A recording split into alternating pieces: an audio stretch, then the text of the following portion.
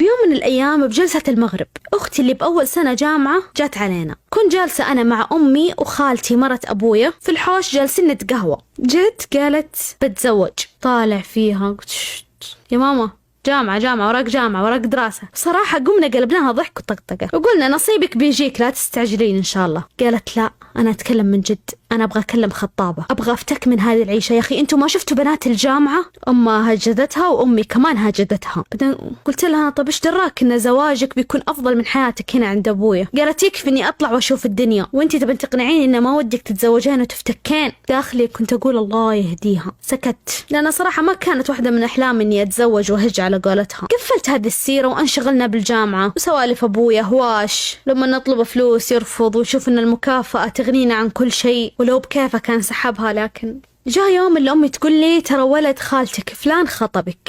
أنا ما أبغى أقول إني أنا العاشقة الولهانة، لا وربي يشهد إن تفكير حتى ما كنت أفكر فيه. أصلا ما نجتمع بخوالي إلا وين وين. أبويا ما كان يخلينا نروح لأسباب سخيفة بس أمهاتنا. ومن زمان ما شفت ولد خالتي ذا من سنين. جاني كذا شعور حلو خاصة إن كانوا وإحنا صغار يقولون فلان لفلان، يعني يمسكون اثنين من العائلة ويلصقونهم في بعض. جلست أتخيل أتأمل مشاعر حلوة وما توقعت إن أبويا بيرفض. لكن أمي بمجرد إنها ما فتحتها بالموضوع قال قفلي الموضوع، أنا ما راح أزوج بنتي لواحد مثل هذا. ما أبغى أبالغ إنها جتني صدمة من أبويا. السبب الرئيسي الرفض أبويا له لأنه ولد خالتي موظف عادي. بصراحة ما بينت قهري عند أمي وأبويا يحسبني ما أعرف، لأن بنفس الساعة اللي أمي كلمت أبويا فيها قال لها الآن تدقين عليها وترفضين. وفعلا أمي كلمت أمه وأنهت الموضوع. جتني ضيقة حزن شوية بس حاولت أني أتحاشاها وأكمل حياتي. إيش أسوي أبويا إيش أسوي؟ حاولت أنسى اللي صار، أتعايش مع الوضع نفس أول، بس حسيت أن خاطري مكسور. الصراحة انصدمت من نفسي. يعني معقولة أنا كنت أبغى ولد خالتي وأنا ما أدري؟ بديت أتوتر من نفسي. يوم من الأيام رجعنا من الجامعة متأخر كالعادة قريب العصر. شوية لصراخ أبويا عالي. وقتها لا شعوريا خبيت أختي برايا لأن أختي كانت عبايتها ملونة. أبويا ما عنده مشكلة يسوي حفلة عشان شيء زي كذا. أول ما شافتني أختي إني غطيت عليها هي ركبت ودخلت داخل. دخلت سلمت لأبويا ماسك عصا. قلت شكله بيرقص إماراتي. أمزح حبيبي أهل الإمارات والله أمزح. ماسك عصا وقدام أخويا الصغير أخويا فيصل أبو 14 سنة. خفت أخويا شو مسوي؟ طالع فيني أبويا قال دوبك تجين. قلت دائما نجي هذا الوقت. قال فين أختك؟ قلت سبقتني. طالع أخويا دموعه تنزل وأبويا يصارخ وقال ادخلي داخل يلا. ودخلت. قبل ما أدخل بقسمنا شفت خالتي مرة أبويا يعني وأختي رنا واقفين جالسين يطالعون إيش بيسوي أبويا. قلت إيش فيكم إيش مسوي فيصل؟ قامت تقول لي خالتي وهي خايفة إن فيصل بعد المدرسة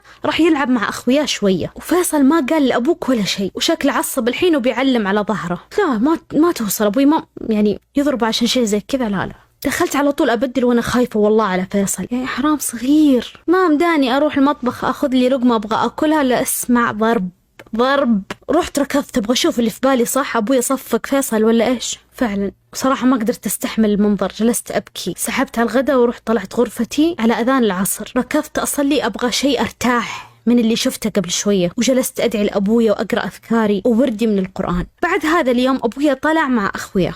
طلعة بيتكي فيها كم يوم. انقهرنا على حركته. ضرب ولده وراح وما في أحد لا يخدمنا يودي أغراضنا يجيبنا لأن الرجال الكبير اللي في البيت فيصل الباقيين ما هم فيه ما في إلا فيصل.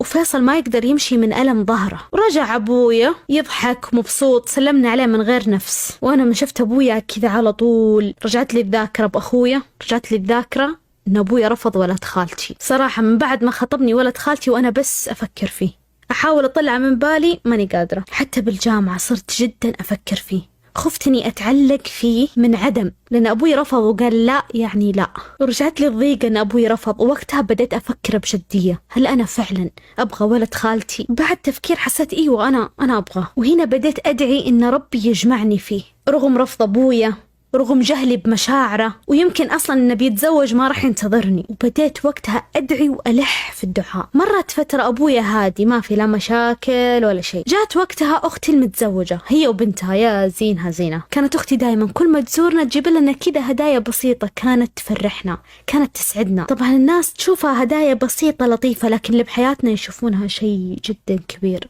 أختي هذه كانت شوية قريبة مني، فقررت إني أصارحها بالموضوع تبع ولد خالتي، وانصدمت إنها رفضت. قالت لا يا غبية، ولد خالتك يعرف كل شيء عنك، يعرف كل شيء عن حياتك وعن وضع أبوك، هجي عنه.